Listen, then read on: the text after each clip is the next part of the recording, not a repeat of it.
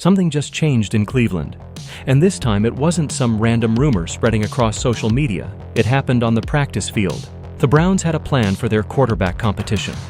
The media had been told what that plan was, and then suddenly Deshaun Watson was taking first-team reps that many expected to belong to Shedeur Sanders. That alone would be interesting. But when you look closer at the rotation, Todd Monken's comments, and what Cleveland is actually trying to evaluate, the situation gets a lot more complicated.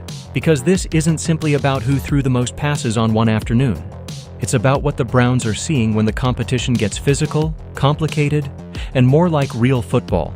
And right now, there are enough moving pieces to make Browns fans wonder whether this quarterback battle is finally starting to tilt. Cleveland entered the offseason determined to make this a real competition. Monken has already explained that the number of reps wouldn't necessarily be divided perfectly evenly every single day. The staff wanted to see different quarterbacks with different groups, different personnel, and different situations. That matters because quarterback evaluation isn't just about looking at a stat sheet after practice and deciding who completed more passes. Coaches want to know what happens when the protection changes, when the receiver group changes, when the defense disguises coverage, and when the quarterback has to make a decision before the ball is snapped. And that's exactly why the recent rotation has created so much discussion. On one hand, the Browns have repeatedly insisted that they're evaluating the entire quarterback room. On the other, the actual distribution of first-team work has started producing questions that aren't going away. The latest twist came when Deshaun Watson received a significant share of first-team opportunities, even though Shedeur Sanders had been expected to get more of that work. The Browns can explain the rotation as part of their evaluation process, and that explanation makes sense. But it also means the competition has reached a point where every rep suddenly feels like evidence. And here's where the padded practice conversation becomes important. It's tempting to look at the schedule and say, one quarterback got padded reps, the other didn't, so that must mean the coaches prefer him. That's too simple. Padded practices aren't automatically a scoreboard, and one day doesn't decide a quarterback competition, but they can provide a different type of information. When the pads come on, the quarterback is operating in a more physical environment. Protection becomes more realistic. Defensive pressure feels different. The pocket can collapse differently. The offense has to communicate through more chaos. And coaches get to see whether a quarterback can continue making good decisions when practice stops looking like a controlled throwing session. That's why the rotation matters. But not necessarily because one quarterback received one particular day. The real thing to watch is the pattern. If the same quarterback consistently gets the best opportunities, that's a signal. If the staff keeps moving the quarterbacks around to test different combinations, that's a different signal. Right now, Cleveland appears to be somewhere in between. That's what makes Shedeur Sanders and Deshaun Watson such an interesting matchup. Watson has something Sanders simply can't manufacture overnight: years of NFL experience. He has played in enormous games, operated NFL protections, seen complicated defensive looks, and dealt with the speed of professional football. Even with the questions surrounding his recent form, that experience matters. Sanders, meanwhile, is still developing as an NFL quarterback. But his appeal has never been about pretending he's already a finished product. Cleveland drafted him because they saw a polished pocket passer with accuracy, production, and the ability to protect the football. Sanders finished his college career with enormous production across Jackson State and Colorado. And Cleveland eventually traded up to select him with the 144th overall pick in the 2025 NFL Draft. That's important because one major part of the online narrative has been wrong. Sanders was not a first-round pick. He was a fifth-round selection, and his draft slide became one of the biggest stories of that draft weekend. That makes his current battle even more fascinating. He's not walking into Cleveland with the protection that usually comes with being a top-5 selection. He has to keep proving that the league was wrong about him.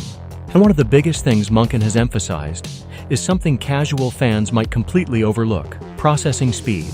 Earlier in the offseason, Monken explained that Sanders needed to process quicker, get the ball out of his hands, eliminate lost yardage plays, and learn how to stack successful plays together. That tells you something important about what the coaching staff is watching. They aren't simply asking, can Shedeur throw a football?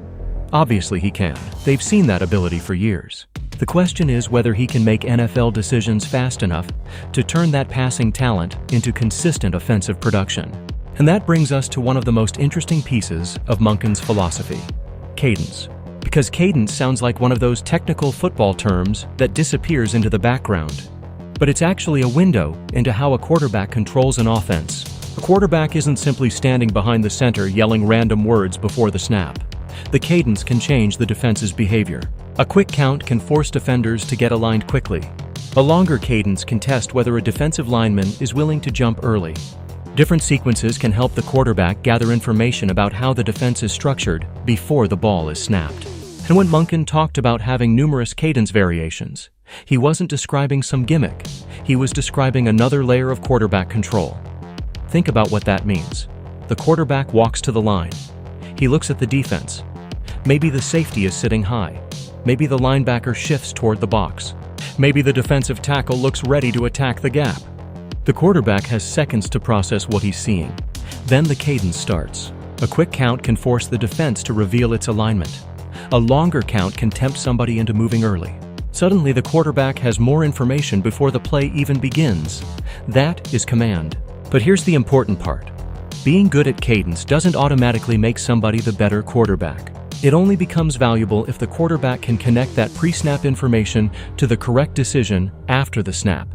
That's where the real evaluation begins. And for Sanders, this is an intriguing part of the competition, because his college background involved operating from spread formations, reading defensive structures, and distributing the football quickly.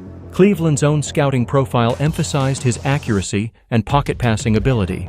So, when Monken talks about an offense where quarterbacks have to manipulate defensive alignment and make decisions before the snap, it isn't completely foreign territory for Sanders. But the NFL version is faster, more physical, and far less forgiving. A quarterback can recognize the right coverage and still get punished if he hesitates for half a second.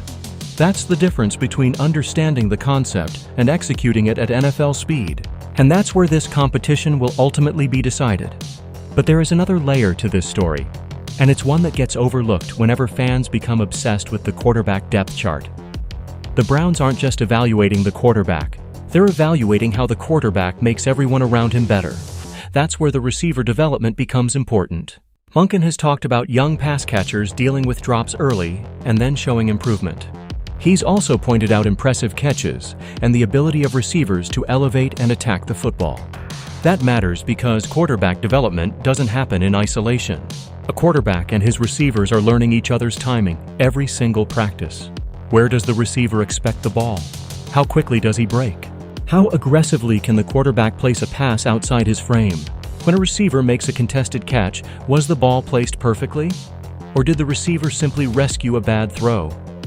Coaches are watching all of it, and Sanders needs that chemistry. The Browns have already given him opportunities with first-team receivers during off-season work, including impressive deep connections that showed the potential of that passing game. Those moments don't win a starting job by themselves, but they show why the staff keeps moving quarterbacks through different groups. They want to know what each quarterback looks like with different players around him. Put a quarterback with one receiver group, and he might look completely different than he does with another. Give him a different offensive line combination, and suddenly the pocket changes. Put a different defensive package across from him, and the reads change. That's what Cleveland is trying to uncover. But now the pressure is building, because eventually the Browns won't be able to hide behind the words quarterback competition. At some point, the games arrive. And when the games arrive, the quarterbacks get evaluated under circumstances that practice simply can't reproduce. That's when the entire conversation changes.